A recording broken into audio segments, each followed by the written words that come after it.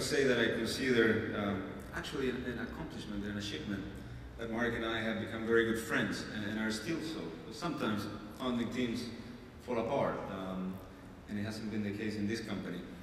Now, one of the things I told Mark early on, because I came in as an angel when he was trying to spin out his science, was, my job is to make you redundant.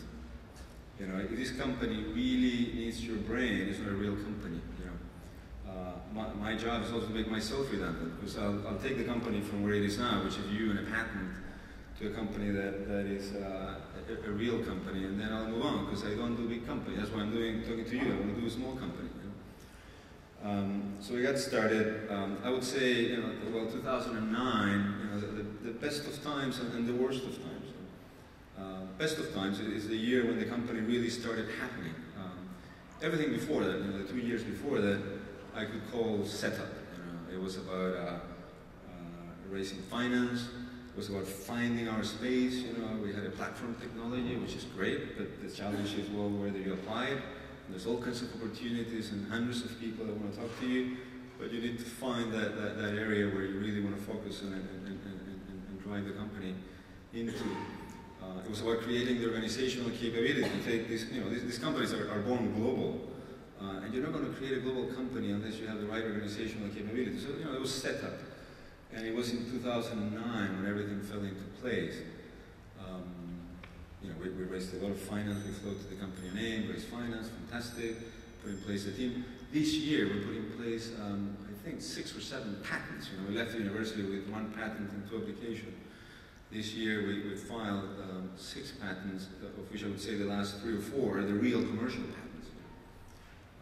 It took a long time to sort out the technology. My investors are here. Well, it didn't work. We learned quickly after trying, experimenting in different areas, that I had all kinds of issues. It wasn't economical, blah blah. Reality set in. We had to, I wouldn't say reinvent it, but we had to evolve it, and we did so very successfully. But it was a difficult year, right? It could be described with a word that starts with an F.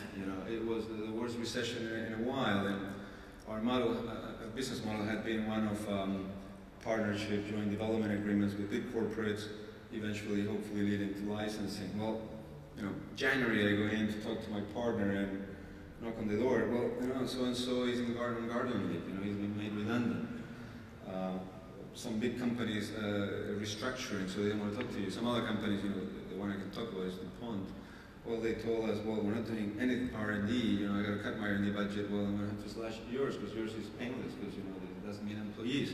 So it was really, really difficult to get money from corporates. So it forced us to change. So as everyone, there were opportunities in the crisis, and for us it was an opportunity, I guess, a compelling need as well to refocus. And we basically, I pruned my tree. I had a strategy. I was running a portfolio. I had like 20 collaborations, 20 projects, all of them high risk. It was a portfolio, so overall the portfolio had less risk, but it was still quite risky, especially 2 years ago, because it was very early stage. This year I pruned the tree and I said, well, let me look for the opportunities that make most sense in this economic environment. And that meant, they provide great benefit to the customer, so innovation, advantage, whatever. But they're also low cost, so they save money, they make more profit, and also very, very easy to implement, And we pruned the tree and we chose a few applications.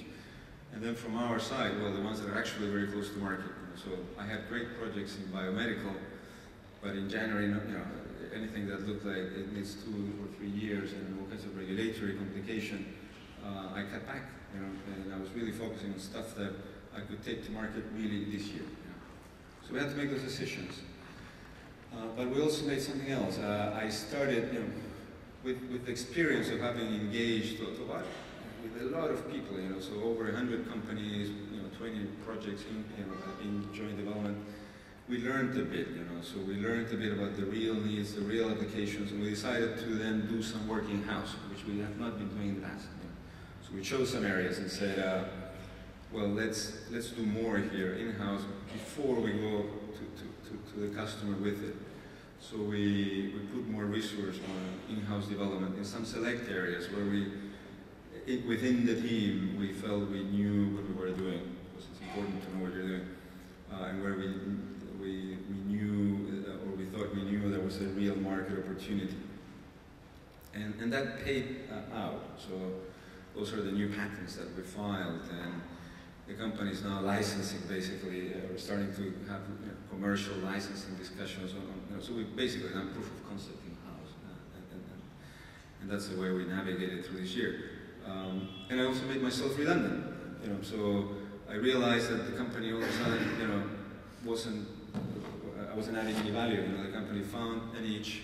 It's not a small market, it's a big market, but it's very specific. It's about engineering applications, engineering adhesives, engineering polymers. It's got its technology, it's got its money, it's got a team. I brought in a great commercial guy. I love to go and sell. I love selling. And they were not letting me to go sell. The CEO needs to step back, and we're going to roll you in for no. So okay, great. It looks like a company group. So all of a sudden, I was getting emails from people saying, Marcelo, you got to read these SOPs. These standard operating procedures. It's an SME. So it's no longer a startup. So I decided to make myself redundant, and I found a great guy that knows the space much better than I do, and I've moved on to the board. I'll work on the next step, which is to leave the board, and move on to the next thing, which I am already. But that's a company, and it's a real little company, and it's a great place, and I'm very proud of what it has achieved and what it has to yet achieve. In terms of challenge, there's always a lot of challenges. I should just say that although 2009 was difficult, the startup environment is always difficult. So there were problems. It was difficult to engage with corporates. If you were trying to raise finance, it was probably challenging. I would say that you can still find that someone said it in the morning. There's still a lot of finance out there. You just need to unlock it. I am now floating another company in the market, and we're raising finance, and it's pre-profit. So you can raise finance. It's there. The opportunity this year has been it's been good for getting great people on board. So 2 years ago, for me to bring a professional R&D manager, extract that person from a global company, well, it was impossible and expensive and unpalatable, really. Well, this year, people are out there, and they're willing to, they're so tired of restructuring and the big company thing that they're willing to come and work with you. And human capital is as important as, dollar or pound sign capital or euro sign capital. So in that aspect, there's an opportunity for entrepreneurs there. And ideas, well, there's more ideas than ever. So yeah, I guess that's why I'm an entrepreneur. I'm an optimist. So anyway, so what's the big problem, or the one I would like to get the experience in? I know one of my challenges is, you go and negotiate your license, and for me, especially in segments where I don't, you're going into all kinds of new markets that you don't really understand. You've never been inside an electronics company. I come from a consumer goods background. And it's, in any event, even if you understood the industry, your technology is so disruptive that it's creating all kinds of value. It's not a cost-plus model. So how do you maximize value extraction? How do you get the best deal? For me, it's a poker game, right? So you bluff and you kind of like go very high, or you think very high. If there's a hint of a smile on the other side of the table, you went too low, and there's no science. It's a poker game, and I just wonder, can you do something that's better than just trying to play poker? How can you maximize the value you extract, especially when you're really changing? This morning there were a couple of great examples of industries changing technologies that change the whole value equation. It's about total economic benefit. And yeah, if you're going to talk to the purchasing guy, they're going to start talking cost plus, and you really want to say, look, you're saving $100 million. I want a third of that. So is there some advice that you get to? How do you get the most value out of your negotiation and your licensing? I was just going to add a couple of comments. One is, rather than giving the technology away, can you make it a field-specific license in order to be able to sell or slice its value in multiple ways? And secondly, in terms of the poker game, although I recognise elements of it, I think when you're actually looking at